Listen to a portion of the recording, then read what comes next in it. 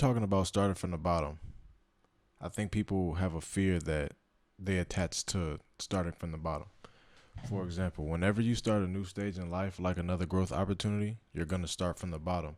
And with that being said, is that starting from the bottom doesn't necessarily mean you're back to square one for sure, but in a different way. You use all of your prior knowledge in this stage one to get you to stage two, three, four, five, wherever, however high you're trying to go, right?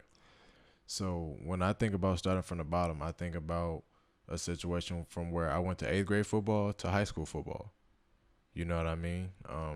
You have a certain status, you have a certain you have a certain reputation that comes with your name after that eighth grade year that you don't have when you're in high school. You have to make another name, or from high school to college, you have to make another name.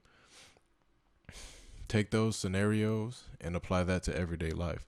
Say, for example, when I was finished with college, I came and I had to make another name for myself. I was no longer an athlete.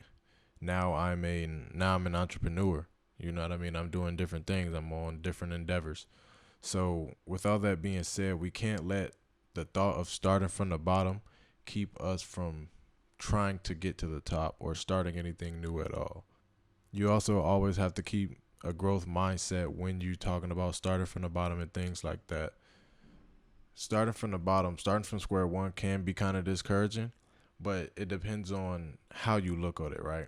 Say for example, you a person with a growth mindset always thinks about what can I do to improve? How am I improving during this process? They're more process oriented than result oriented. When you think of a person with a fixed mindset, they're more of, oh, everything is fixed. There's nothing really more I can do for myself to improve my situation. You know what I mean? You always want to maintain that growth mindset, because a person with a growth mindset, there is no limit to what you can accomplish.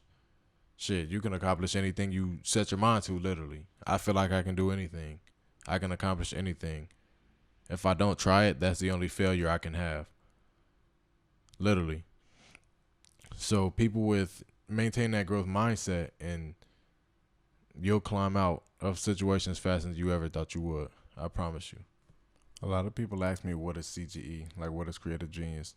Where am I going with it? Who, what, when, where, and why.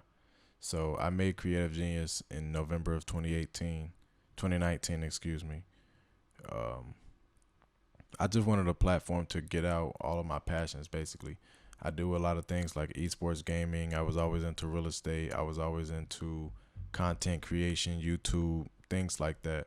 Creative Genius sparked that. After college, I didn't really have anything to do anymore. You know what I mean? I wasn't a college athlete anymore, so I had to find a different lane. So naturally, after time, it just took me back to the things that I loved to do when I was a kid, which is, you know what I mean, make a song or something like that.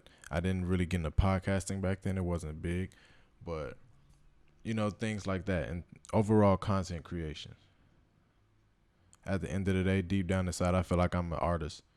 I can do anything. I don't really, even sports was art to me. That's why I like playing them. But Creative Genius gave me that opportunity to create and to help other people create as well, create the life that they want to live.